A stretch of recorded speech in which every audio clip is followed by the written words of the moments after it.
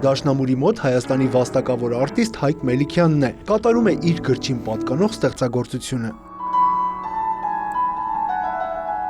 Հոլանդական Դոնեմուս հրատարակչությունը հրատարակել է հայ դաշնակահար կոմպոզիտորի հեղինակած 7 ստեղծագործության նոտաները։ Միջազգային նման գործակցությունը Մելիքյանի համար իհարկե առաջինը չէ, բայց կարևոր է, քանի որ ինչպես երաժիշտն է փաստում, հիմա ավելի շատ կենտրոնացել է իր գործերը հանրահռչակելու ուղղությամբ։ Ոչ միայն հոլանդական հրատարակչությունը, Դոնեմուս հրատարակչությունը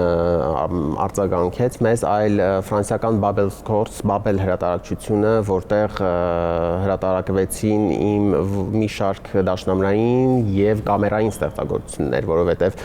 հեղինակել եմ նաեւ դաշնամուրային տրիոյի եւ վոկալ ստեղծագործությունների Լարային Քարյակի կվարտետի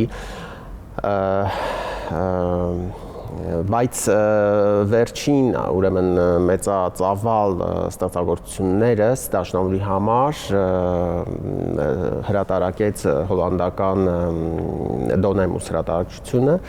որի համար շատ ուրախ եմ։ Հոլանդական առաջատար հրատարակչության պաշտոնական կայքեջում տեղադրվել են ոչ միայն Մելիքյանի գործերի նոտաների PDF տարբերակները, այլև տվյալ ստեղծագործությունների դաշնամուրային կատարումները։ Նախատեսվում են նաև ձայնագրություններ անել Դոնեմուս լեյբլի համար։ Ես եմ կատարում, ցանկանում եմ, որպեսզի